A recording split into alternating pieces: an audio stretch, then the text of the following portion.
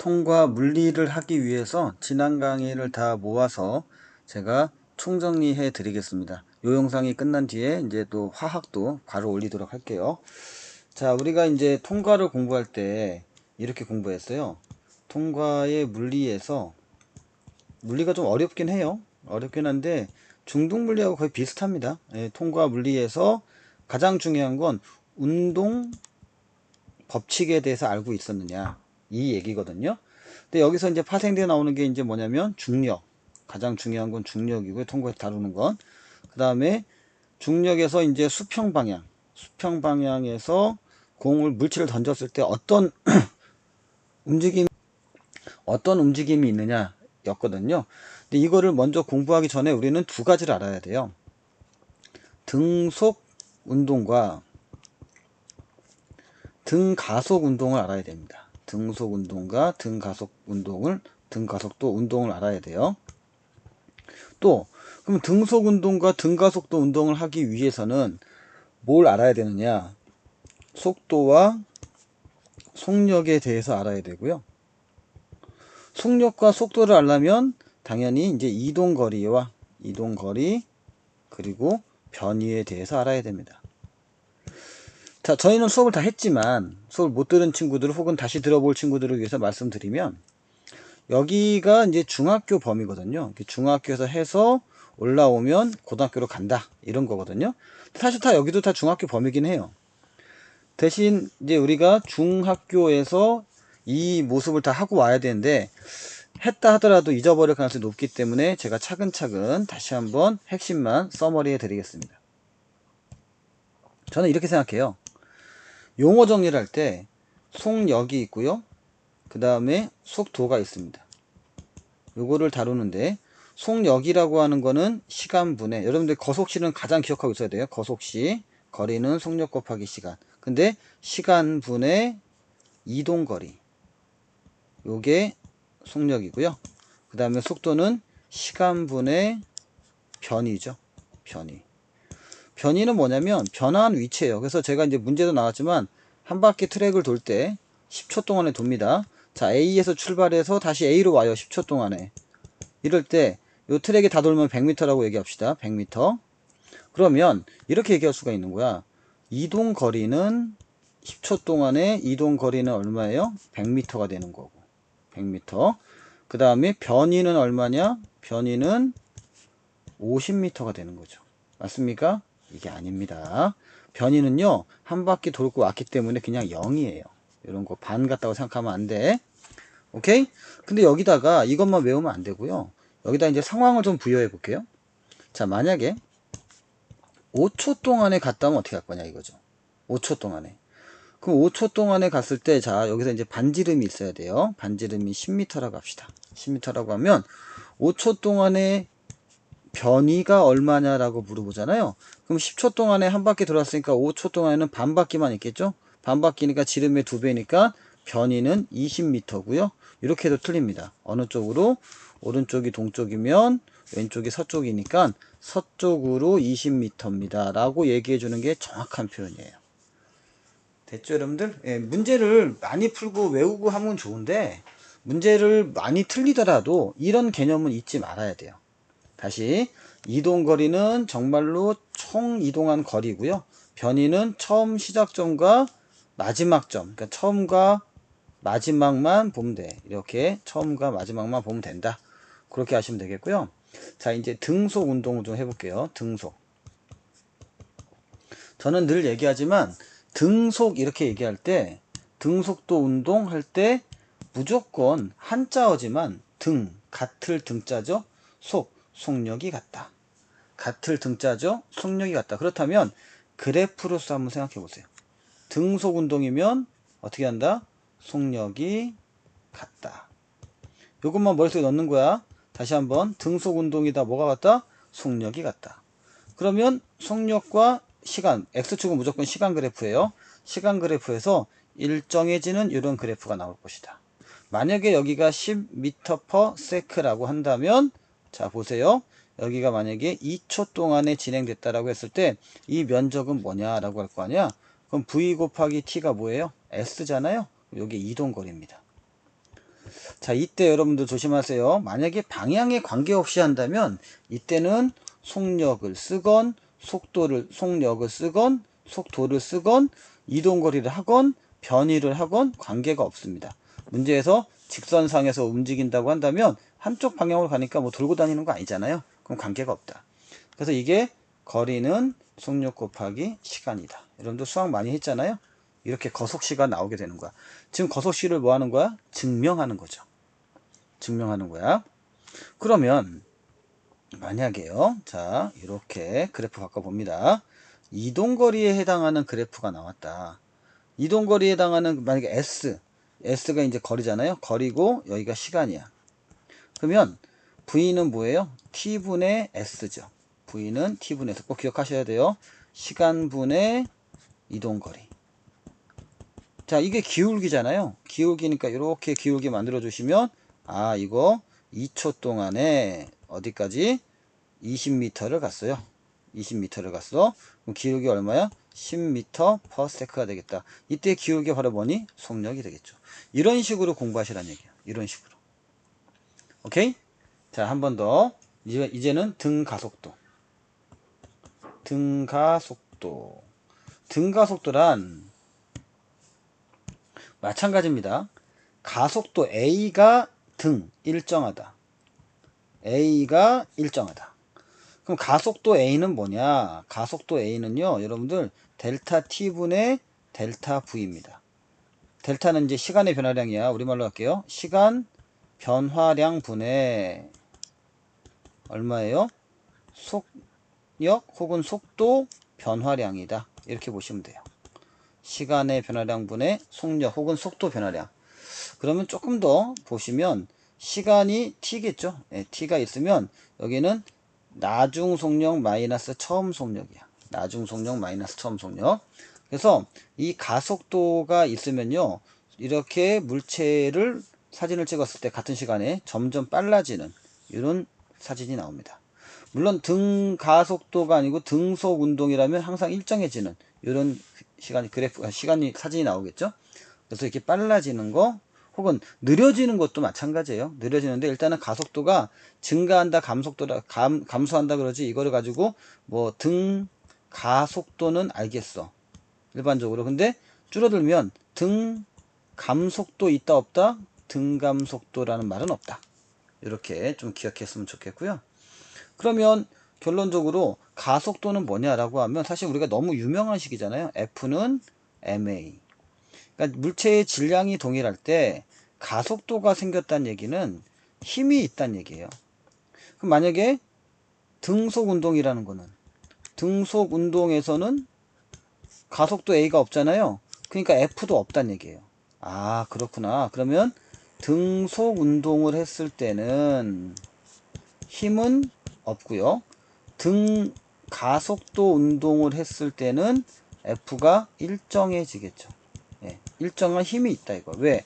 MA인데 A가 일정하니까. 아, 이런 논리가 성립되는구나. 그럼 마찬가지예요.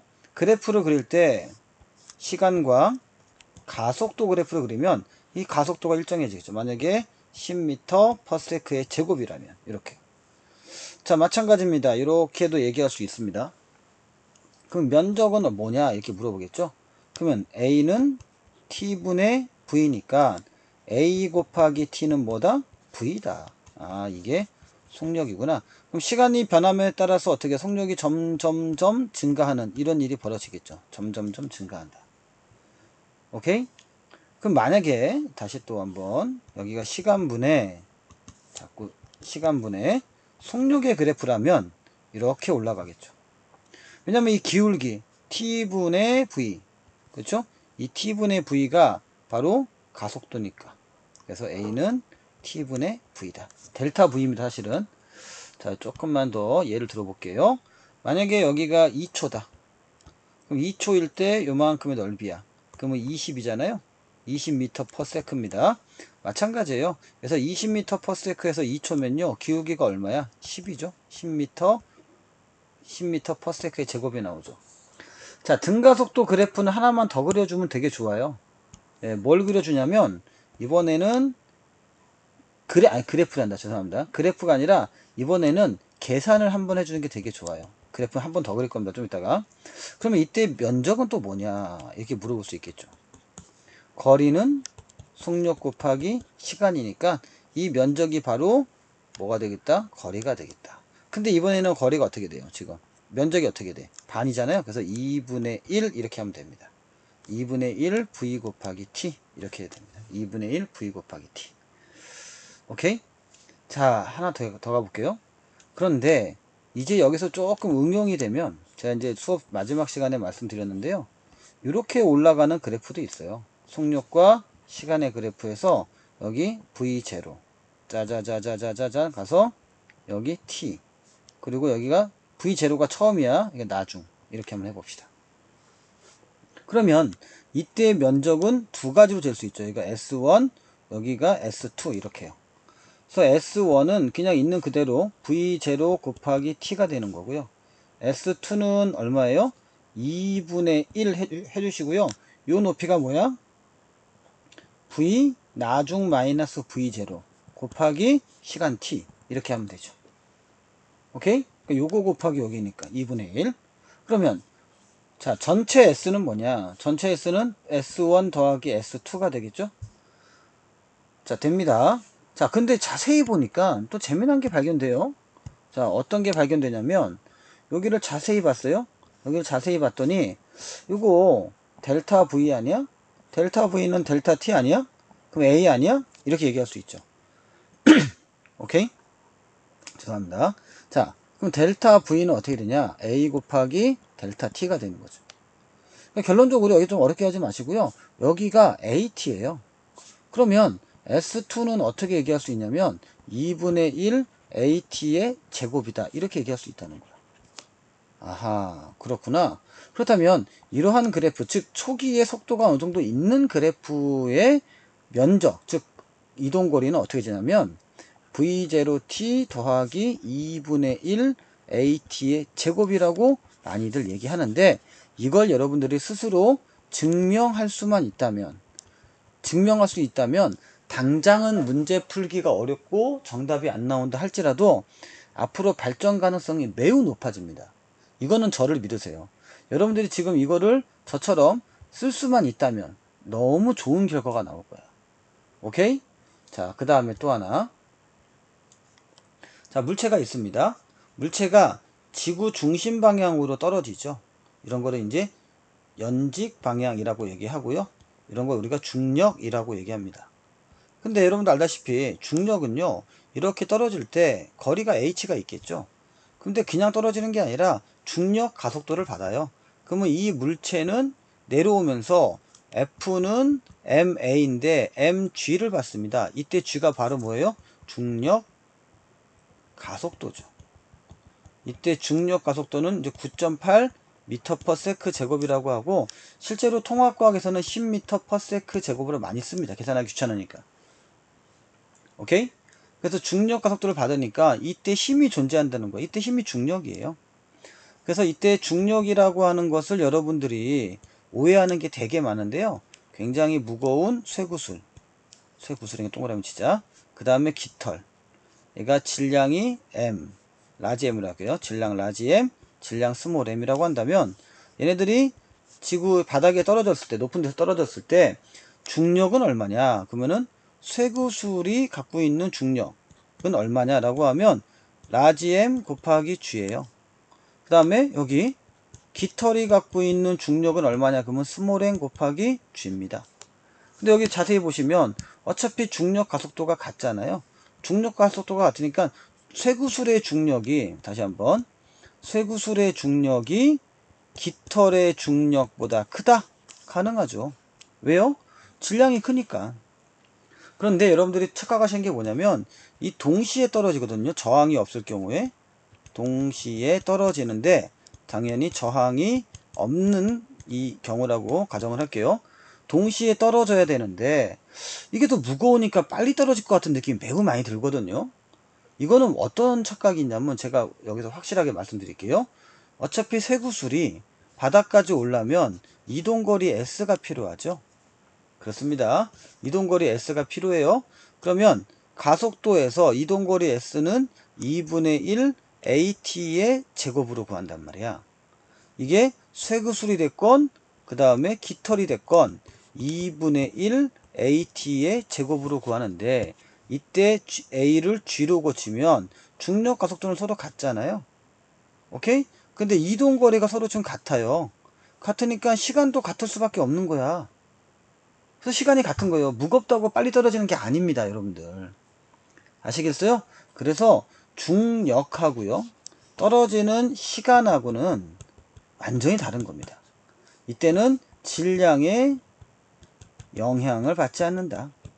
예, 이거 굉장히 중요합니다. 자, 이제 제가 항상 강의할 때마다 좀 잔인한 좀 이상하지만, 괴상하지만, 이렇게 제가 총을 쏴서 여기에 있는 물체가 맞출 수 있니? 그런 얘기 많이 하거든요. 자, 이때 뭐냐면, 모든 물체는 중력을 받습니다. 그러면 총은 앞으로 나가잖아요. 이때 등속 운동이라고 가정을 합니다. 그럼 등속 운동이면 같은 시간 동안에 같은 거리를 끊임없이 똑같이 날아가야겠죠. 이렇게. 물론 그 시간 안에 중력도 역시 발생을 하겠죠. 그래서 이렇게 합으로 계속 떨어져서 이렇게 떨어지게 됩니다. 글을 너무 못 그렸다. 자, 그래서 어떻게 된다? 수평 방향으로 가다가 중력 받아서 결국은 땅에 떨어지게 됩니다. 이렇게 오른쪽으로 진행하면서 땅에 이렇게 쭉 해서 떨어지는 시간과 그냥 자유낙하했을 때의 시간이 같냐? 같습니다. 왜냐면 얘는 두 가지 힘을 동시에 받는 거예요. 두 가지 경로를 받는 거예요. 하나는 오른쪽으로 가는 거야, 하나는 내려가는 거, 즉 중력을 받는 거죠. 그 힘의 합력을 통해서 여기에 머무르는 겁니다. 그러니까 여기에 물체가 오른쪽으로 간다 하더라도 중력이 작용하는 거는 변함이 없어요. 매 시간마다 중력이 작용할 거란 말이야. 그러다 보면 어느 순간에 어떻게 돼? 땅에 떨어져 있겠죠. 그래서 오른쪽으로 진행하는 물체나 아래로 내려오는 물체가 항상 서로 같은 시간에 떨어집니다. 대신 위아래에서 S는 똑같습니다. 이건 똑같아요. 근데 자유낙하하는 운동은 오른쪽으로 가는 게 없지만 등속 운동은 오른쪽으로 진행되고 있기 때문에 이것도 그 시간 동안, 만약에 여기가 3초 동안에 떨어졌다라고 한다면, 3초 동안에 떨어졌습니다. 그러면 이 등속 운동 오른쪽으로 진행하는 수평 방향으로 이동하는 것도 역시 3초간 이동을 할 거고, 이때 속력이 만약에 10m/s라면 곱해서 30m를 가게 되니까 쭉 가서 여기서부터 30m 거리 지점에 떨어질 것이다 라는 계산이 가능하죠. 자, 이렇게 포탄이라든지 총알, 인공위성 다 이렇게 계산을 해서 알아내는 겁니다. 이게 가장 중요한 거예요. 다른 건 여러분들 뭐 책에 많이 나와 있는데, 다른 거는 뭐 읽어보시고 선생님이 지금 얘기하는 요 부분이 있죠. 요것만 다시 한번 복습하세요. 그리고 이제 문제를 풀거나 유형을 분석할 때는 여기서 뭔가 하나씩 더 붙는 거거든요. 더 붙는 것만 잘 조절하시면 어느 순간에 여러분들은 물리 왕이 돼 있을 겁니다. 오케이? 여기까지만 진행하고 수업 시간에 만나겠습니다. 감사합니다.